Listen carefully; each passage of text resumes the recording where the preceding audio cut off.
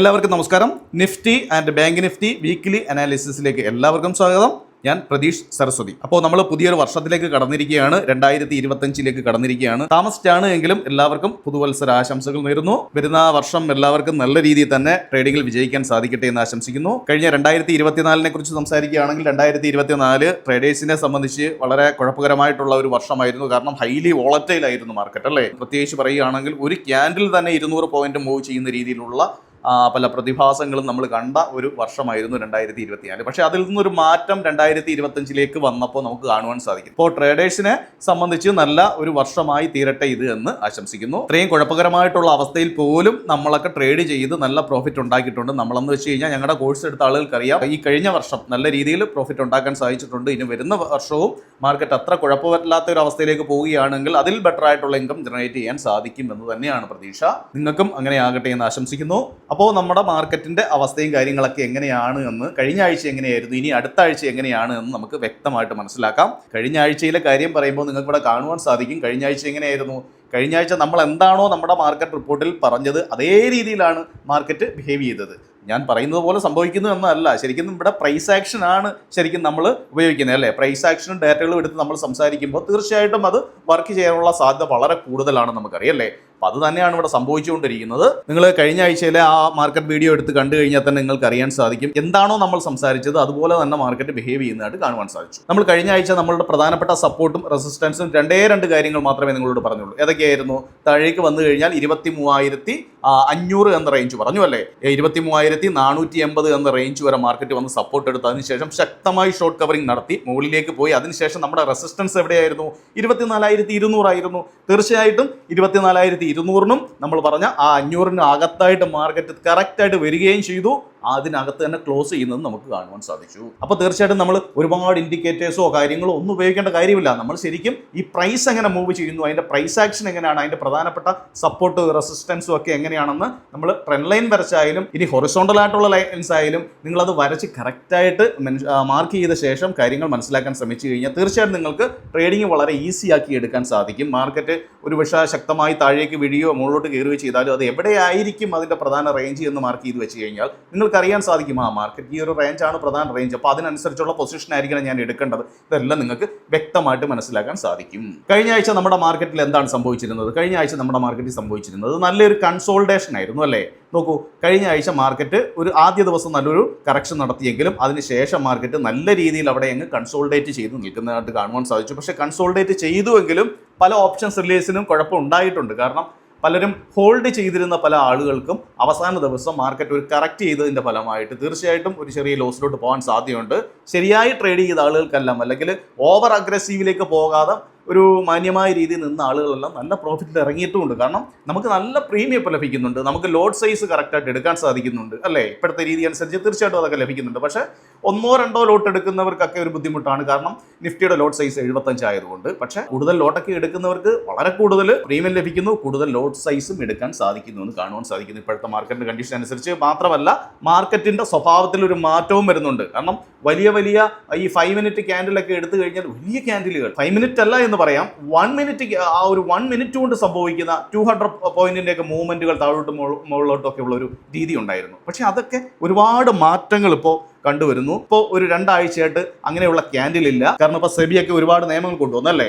അതെല്ലാം നമ്മുടെ മാർക്കറ്റിൽ അത് സ്വാധീനിക്കുന്നതായിട്ട് നമുക്ക് കാണുവാൻ സാധിക്കുന്നുണ്ട്. ഇപ്പോൾ ഓളിയൊക്കെ ഒരുപാട് കുറഞ്ഞിട്ടുണ്ട്. അതൊക്കെ തന്നെയാണ് ഇതിനൊരു കാരണമെന്ന് പറയാം. ചെറിയ ഇൻട്രാഡേ കളിക്കുന്ന ആളുകളല്ല, ഒരുപാട് ആളുകൾ മാറി ഗാംബ്ലിംഗ് പോലെ മാർക്കറ്റിനെ കാണുന്നവർ മാറുന്നുണ്ട്. അപ്പോൾ മാർക്കറ്റിന്റെ ആ സ്വഭാവത്തിൽ ഒരു മാറ്റം വരുന്നു നമുക്ക് അറിയാൻ സാധിക്കുന്നുണ്ട്. അപ്പോൾ നമുക്ക് നേരെ നമ്മുടെ മാർക്കറ്റിലേക്ക് വന്നു കഴിഞ്ഞാൽ മാർക്കറ്റ് നോക്കൂ, നല്ല രീതിയിൽ കൺസോൾട്ടേറ്റ് ചെയ്ത് നിൽക്കുന്ന മാർക്കറ്റിനെയാണ് കണ്ടതല്ലേ. അതിനുശേഷം എന്താണ് നടന്നിരിക്കുന്നത്? തീർച്ചയായിട്ടും ഷോർട്ട് കവറിംഗ് നടന്നു. നമ്മൾ കഴിഞ്ഞ ആഴ്ച പറഞ്ഞാണ് ഷോർട്ട് കവറിംഗ് നടക്കാൻ സാധ്യതയുണ്ടല്ലേ. കാരണം ഇങ്ങനെ താഴേക്ക് വന്ന് കൺസോൾട്ടേറ്റ് ചെയ്ത ഒരു മാർക്കറ്റാണ്, കുറേ ദിവസമായിട്ട് താഴേക്ക് വന്നതല്ലേ. അപ്പോൾ തീർച്ചയായിട്ടും ഒരു ഷോർട്ട് കവറിംഗുള്ള സാധ്യതയുണ്ട്. അത് തന്നെ അവിടെ സംഭവിച്ചിരിക്കുന്നു. അതിനുശേഷം മാർക്കറ്റ് വെള്ളിയാഴ്ച കറക്റ്റ് ചെയ്ത് താഴേക്ക് വരുന്നതായിട്ടും കാണുവാൻ സാധിക്കുന്നു. നിലവിലുള്ള ഒരു ക്യാൻഡിൽ ഫോർമേഷൻ നോക്കിക്കഴിഞ്ഞു കഴിഞ്ഞാൽ ഒരു ബെയറിഷ് രീതിയെ കാണിക്കുന്ന രീതിയിലാണ് കാര്യങ്ങൾ വന്ന് ക്ലോസ് ചെയ്തിട്ടുള്ളതെന്ന് കാണുവാൻ സാധിക്കുന്നു. അതായത് നമുക്കുണ്ടാക്കിയ ആ ഒരു ഷോർട്ട് കവറിങ്ങിൻ്റെ ആ ഒരു ബലം ഇല്ലാതാക്കുന്ന രീതിയിലുള്ള ഒരു ക്യാൻഡിലാണ് വെള്ളിയാഴ്ച വന്ന് ക്ലോസും ചെയ്തിട്ടുള്ളത് എന്ന് കാണുവാൻ സാധിക്കുന്നത്. നമുക്കത് വീക്കിലി ക്യാൻഡിലേക്ക് പോയി കഴിഞ്ഞാൽ നമുക്ക് ഒന്നുകൂടെ ഒന്ന് ഉറപ്പിക്കാൻ സാധിക്കും. മാർക്കറ്റ് ഏറെക്കുറെ ചെറിയൊരു കൺസോൾട്ടേഷനിലോട്ട് പോകാനുള്ള സാധ്യതകളുണ്ട് എന്ന രീതിയിലുള്ള ഒരു ക്യാൻഡിലാണ് ഇവിടെ കാണുവാൻ സാധിക്കുന്നത്. കൺസോൾട്ടേഷൻ എങ്കിലും എന്താണ് ഒരു നെഗറ്റീവ് ബയേഴ്സിന്റെ ഒരു കൺസോൾട്ടേഷൻ ആണ് നിലവിൽ നിൽക്കുന്നത്. കാരണം നമ്മളെ കൂടുതൽ പേടിപ്പിക്കുന്ന മറ്റൊരു കാര്യമുണ്ട്. ഇവിടെ നേരത്തെ നമ്മൾ സംസാരിച്ചു ഇരുന്നതാണ്, നമ്മളുടെ ഹെഡ് ആൻഡ് ഷോൾഡർ പാറ്റേണിനെ കുറിച്ച് നമ്മൾ പറഞ്ഞതാണ്. അപ്പോൾ നിങ്ങൾ വിചാരിക്കും എന്തിനാണ് ഇത് എന്നും പറയുന്നതെന്ന്. തീർച്ചയായിട്ടും ഇത് വളരെ ഇമ്പോർട്ടൻ്റ് ആയിട്ടുള്ള ഒരു പാറ്റേൺ ആണ്. അതനുസരിച്ച് തന്നെയാണ് മാർക്കറ്റ് വർക്ക് ആവുന്നത്. നോക്കൂ, ഹെഡ് ആൻഡ് ഷോൾഡർ എന്നാൽ നോക്കൂ, ഈ ഒരു റേഞ്ചിനനുസരിച്ച് ഇങ്ങനെ വർക്കാവുന്നുണ്ട്. കറക്റ്റായിട്ട് താഴേക്ക് അടുത്ത ഷോൾഡർ ക്രിയേറ്റ് ചെയ്തു. മാർക്കറ്റ് മുകളിലേക്ക് ഒരു റീട്രേസ് നടത്തുകയും ചെയ്തു. നമ്മൾ വരച്ചിരുന്ന ആ ചാനലിന് മുകളിൽ, അതായത് നടുക്കുള്ള ആ ഒരു ഭാഗം നിങ്ങൾ കാണുന്നുണ്ടെന്ന് ഞാൻ കരുതുന്നു. അവിടെ നിന്ന് മാർക്കറ്റ് റിജക്റ്റ് ചെയ്ത് താഴേക്ക് വരുന്നതാണ് കാണുന്നത്. ഇനി മാർക്കറ്റ് ഇവിടെ നിന്ന് താഴേക്ക് വന്നു കഴിഞ്ഞാൽ നല്ലൊരു കറക്ഷനിലോട്ട് പോകാനുള്ള സാധ്യത വളരെ കൂടുതലാണ്. നമ്മളുടെ ഈ ഒരു ചാനൽ എന്നത് തീർച്ചയായിട്ടും നിങ്ങൾ നോക്കേണ്ടത് തന്നെയാണ്. ഞാൻ ചാനലിനെ കുറിച്ച് കുറച്ചുകൂടി വ്യക്തമായിട്ട് നിങ്ങളെ മനസ്സിലാക്കി തരാം. നോക്കൂ, നമ്മൾ വരച്ചിരുന്ന ചാനൽ എന്നത് നോക്കൂ, ഇത് 1 ഡേ ചാർട്ടാണ്. 1 ഡേ ചാർട്ട് എടുത്ത ശേഷം നമ്മൾ വരച്ച ചാനൽ എന്നത് നേരത്തെ നമ്മൾ വരച്ചിരുന്നതാണല്ലേ, കഴിഞ്ഞ ആഴ്ചയല്ല, ഇതേ ചാനൽ തന്നെയാണ് നമ്മൾ യൂസ് ചെയ്യുന്നത്. ഈ ഒരു ലെവൽ ഒരു പ്രൈസ് സോണിൽ വെച്ചുകൊണ്ടുള്ള ഒരു ലൈനാണ് നമ്മൾ വരച്ചിരുന്നത്. അപ്പോൾ ആ ഒരു റേഞ്ച് എടുത്തു കഴിഞ്ഞാൽ തന്നെ നോക്കൂ, മാർക്കറ്റ് ആ ഒരു ഹെഡ് ആൻഡ് ഷോൾഡർ പാറ്റേണിൽ കറക്റ്റായിട്ട് നോക്കുക. എവിടെ നിന്നാണ് സപ്പോർട്ട് എടുത്തത്? നമ്മൾ ആ വരച്ച ചാനലിൻ്റെ ഭാഗത്ത് സപ്പോർട്ട് എടുത്തു, മുകളിലേക്ക് പോയി ചാനലിൻ്റെ ഭാഗത്തുനിന്ന് റെസിസ്റ്റൻസ് എടുക്കുന്നു, താഴേക്ക് വരുന്നു. ആ 200 മൂവിങ് ആവറേജും അതുപോലെ തന്നെ നമ്മളുടെ ചാനലും ആ റേഞ്ചിലോട്ട് മാർക്കറ്റ് വരുന്നു. അതിനുശേഷം മാർക്കറ്റ് മുകളിലേക്ക് പോകുന്നു. എവിടെ പോയി? ആ ചാനലിൻ്റെ നടുക്കുള്ള ഈ ഒരു റെസിസ്റ്റൻസ് ഏരിയ വരെ പോയി റിജക്റ്റ് ചെയ്ത് താഴേക്ക് വരുന്നു. തീർച്ചയായിട്ടും മാർക്കറ്റ് ഈ ഹെഡ് ആൻഡ് ഷോൾഡർ പാറ്റേൺ കറക്റ്റായിട്ട് വർക്ക് ചെയ്യുകയാണെങ്കിൽ ഇവിടെ നിന്ന് ചെറിയൊരു കൺസോൾട്ടേഷനൊക്കെ നിന്ന ശേഷം മുന്നോട്ടുള്ള ദിവസങ്ങളിൽ മാർക്കറ്റ് താഴേക്ക് കറക്റ്റ് ചെയ്ത് വീഴുമോ എന്ന് നോക്കുക. ഇനി അതല്ല, മാർക്കറ്റ് ഇനി കൺസോൾട്ടേറ്റ് ചെയ്ത് ചെറിയ രീതിയിൽ മുകളിലോട്ട് പോയാലും എവിടെയാണ് സപ്പോർട്ട്, എവിടെയാണ് റെസിസ്റ്റൻസ് എന്ന് തീർച്ചയായിട്ടും നമുക്ക് ഇത് വെച്ച് നമുക്ക് മനസ്സിലാക്കാം. അതിനുവേണ്ടി നമുക്ക് 1 അവർ ചാർട്ടിലേക്ക് ഒന്ന് പോകാം. ഇവിടെ നമ്മൾ 1 അവർ ചാർട്ടാണ് എടുത്തിരിക്കുന്നത് അല്ലേ. അപ്പോൾ 1 അവർ ചാർട്ട് എടുത്തു കഴിഞ്ഞാൽ നിങ്ങൾക്ക് ഇവിടെ വ്യക്തമായിട്ട് മനസ്സിലാകും. ഇതിപ്പോൾ കുറേ ദിവസങ്ങളായിട്ട് ഇവിടെ ഇങ്ങനെ ഈ ഒരു റേഞ്ചിൽ നിന്ന മാർക്കറ്റാണ്. ഈ ഒരു റേഞ്ച് തന്നെ നമുക്ക് എടുക്കാം. ഇത് 1 അവർ ചാർട്ട് ആകുമ്പോൾ ഇത്രയും നമുക്ക് എടുത്താൽ മതി അല്ലേ. ഈ ഒരു റേഞ്ചിൽ ഇങ്ങനെ നിന്ന് പോയ ഒരു മാർക്കറ്റായിരുന്നു. പക്ഷേ നിഫ്റ്റി വീണ്ടും തിരിച്ചങ്ങോട്ട് വന്നിരിക്കുന്നു. ആ ഒരു പ്രൈസ് സോണിലേക്ക് തന്നെ ഏറെക്കുറെ അടുത്ത് വന്നിരിക്കുകയാണ് ചെയ്യുന്നത് അല്ലേ. പക്ഷേ അവിടേക്ക് വന്നിട്ടും വീണ്ടും ഒരു റിജക്ഷൻ ആണ് നടന്നിരിക്കുന്നത്. 200 മൂവിങ് ആവറേജിൽ നിന്നും ഒരു കറക്ഷൻ താഴേക്ക് നടക്കുന്നതായിട്ട് കാണാൻ സാധിക്കും. തീർച്ചയായിട്ടും ഒരു നെഗറ്റീവ് ബയസിൻ്റെ ഒരു സ്വഭാവം തന്നെയാണ് ഇവിടെ കാണുവാൻ സാധിക്കുന്നത്. നമുക്ക് നോക്കാം മുന്നോട്ടുള്ള ദിവസങ്ങളിൽ പ്രധാനപ്പെട്ട റേഞ്ചുകൾ മാർക്ക് ചെയ്ത് വെക്കുക. എപ്പോഴും നിങ്ങൾ മാർക്കറ്റ് ഇനി അങ്ങ് വലിയ ബുൾ മൂവ്മെൻറ്റത്തിലേക്ക് പോകുമെന്ന് പെട്ടെന്ന് വിശ്വസിക്കാൻ പാടില്ല. കാരണം ഇത് തന്നെയാണ് നമ്മളുടെ ടെലഗ്രാം ഗ്രൂപ്പ് ഉണ്ട്. ടെലഗ്രാം ഗ്രൂപ്പിൽ അതായത് കോമൺ ആയിട്ടുള്ള നമ്മൾ ന്യൂസും പ്രധാനപ്പെട്ട കാര്യങ്ങളൊക്കെ സംസാരിക്കുന്ന ഗ്രൂപ്പാണ്. തീർച്ചയായിട്ടും ആ ഗ്രൂപ്പിൽ ജോയിൻ ചെയ്യാത്ത ആളുകളുണ്ടെങ്കിൽ വീഡിയോയുടെ താഴെ എൻ്റെ ലിങ്ക് ഉണ്ട്, ജോയിൻ ചെയ്യുക. അപ്പോൾ ആ ഗ്രൂപ്പിൽ നമ്മൾ വ്യക്തമായിട്ട് പറഞ്ഞിട്ടുണ്ട് കഴിഞ്ഞ വ്യാഴാഴ്ച മാർക്കറ്റ് ശക്തമായ ഷോർട്ട് കവറിങ് മുകളിലോട്ട് നടത്തി അല്ലേ.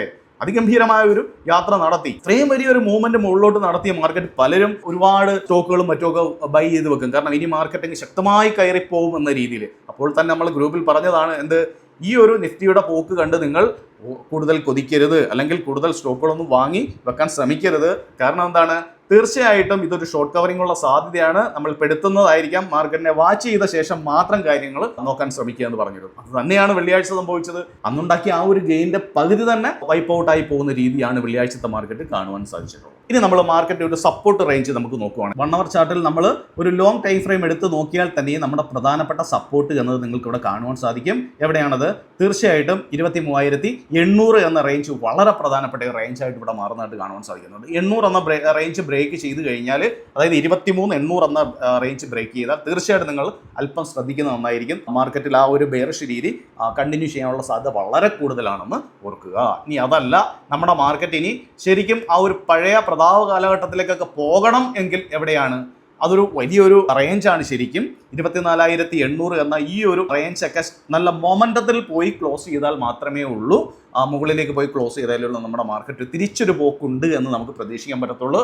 അതല്ല എങ്കിൽ ഇതിനകത്ത് കൺസോൾട്ടേറ്റ് ചെയ്ത് നിൽക്കുന്ന ഒരു രീതിയാണ് എങ്കിൽ തീർച്ചയായിട്ടും ആ കൺസോൾട്ടേഷൻ എന്ന് പറയുന്നത് തന്നെ ആ ഒരു നെഗറ്റീവ് രീതിയെ പിടിച്ചുകൊണ്ടുള്ള കൺസോൾട്ടേഷൻ തന്നെയാണ് മാർക്കറ്റിൽ നിൽക്കുന്നത് കാണുവാൻ സാധിക്കുന്നത്. അതായത് മാർക്കറ്റ് എത്ര മുകളിലേക്ക് പോയാലും താഴേക്ക് കൊണ്ടുവിടാൻ ശ്രമിക്കുന്ന ഒരു മാർക്കറ്റിനെയാണ് കാണുവാൻ സാധിക്കുന്നത്. അതായത് വ്യാഴാഴ്ച FIS തീർച്ചയായിട്ടും ഒരു ചെറിയ ബൈയിങ്ങിലേക്ക് തിരിച്ചു വന്നിട്ടുണ്ട്. തീർച്ചയായിട്ടും നമുക്ക് നോക്കാം വെള്ളിയാഴ്ചത്തെ കണ്ടീഷൻ എങ്ങനെയായിരുന്നു എന്ന് തീർച്ചയായിട്ടും നമുക്ക് പോകുമ്പോൾ കാണുവാൻ സാധിക്കും.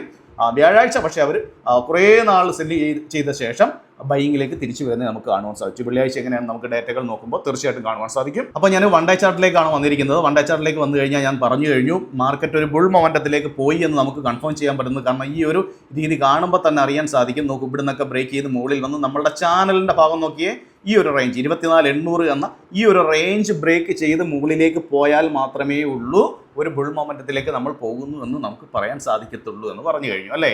നമുക്ക് വൺ ഡേ ചാർട്ട് എടുക്കുമ്പോഴും നമ്മുടെ ചാനൽ എടുക്കുമ്പോഴും വളരെ വ്യക്തമായിട്ട് തന്നെ ആ ഒരു റേഞ്ച് കാണുവാൻ സാധിക്കുന്നുണ്ട്.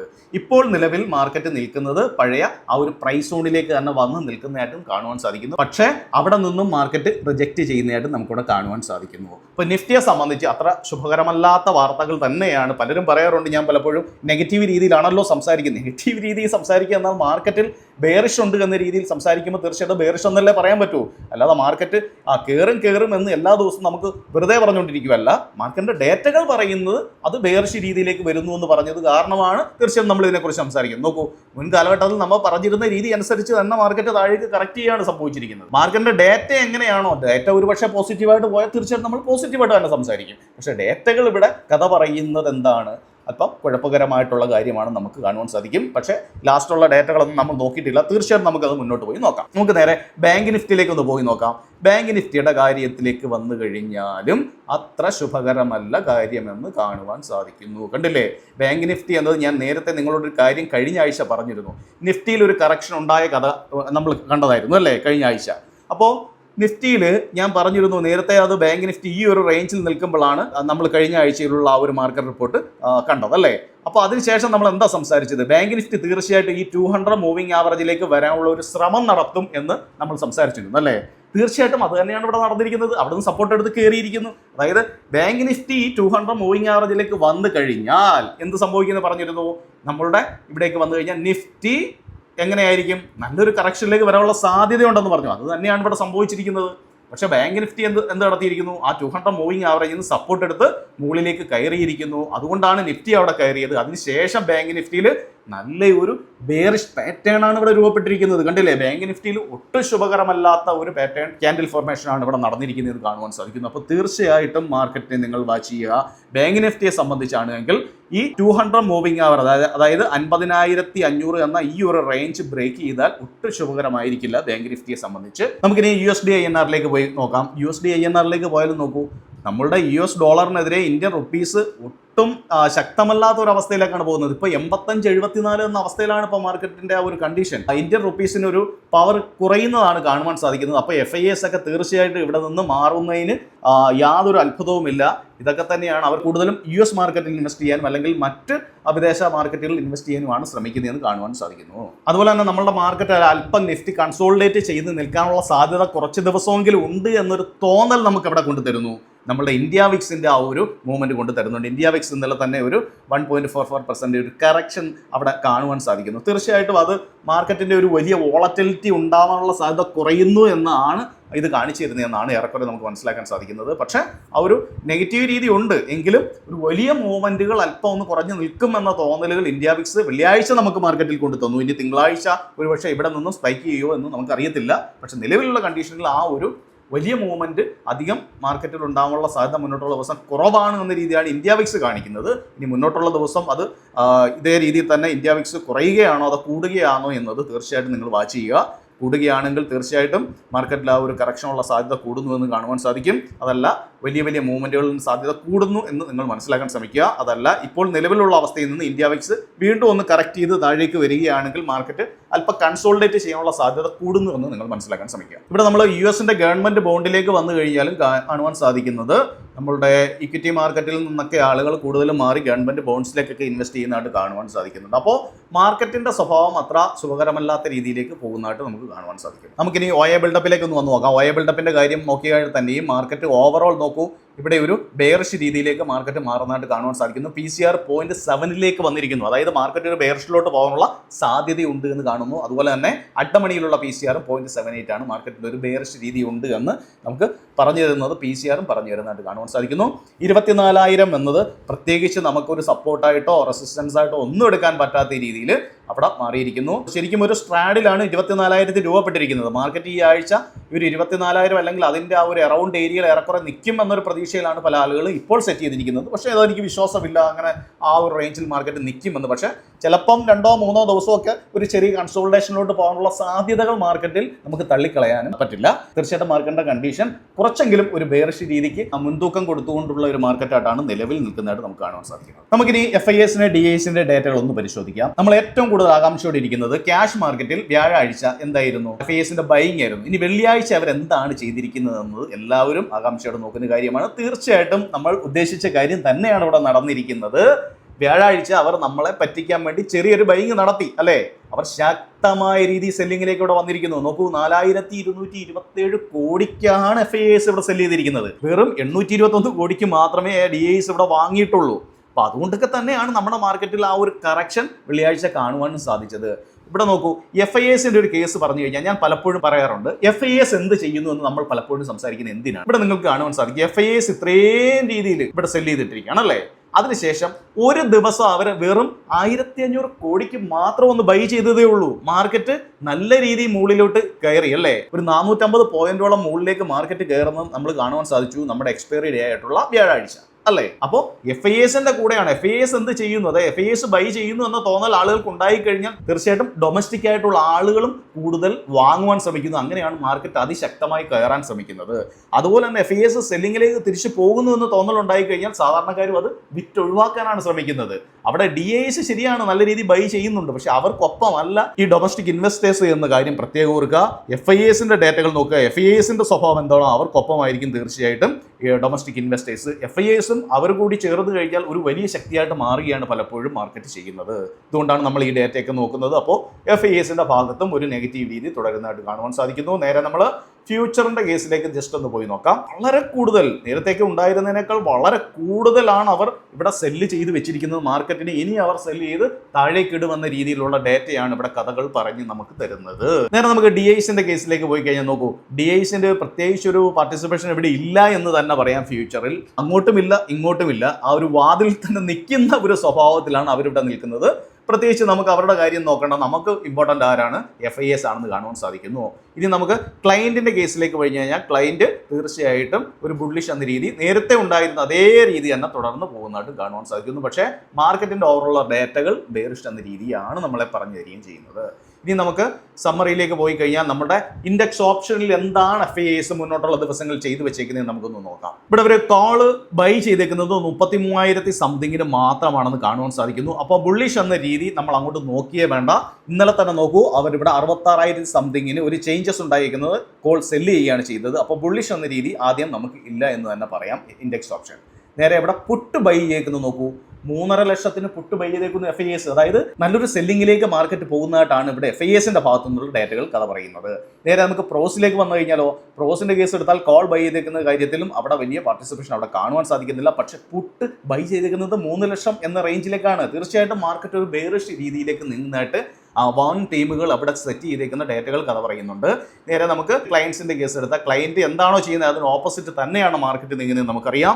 ഇവിടെ പുട്ട് സെല്ല് ചെയ്തിരിക്കുകയാണ്, മാർക്കറ്റ് ബുള്ളിഷ് എന്ന രീതിയിലാണ് അവിടെ കാര്യങ്ങൾ മുന്നോട്ട് കൊണ്ടുവെക്കുന്നത്. അപ്പോൾ സാധാരണക്കാരുടെ കയ്യിൽ നിന്നുള്ള പൈസകളല്ല FISും പ്രോസും കൊണ്ടുപോകുന്നതാണ് ഇവിടെ കാണുവാൻ സാധിക്കുന്നത്.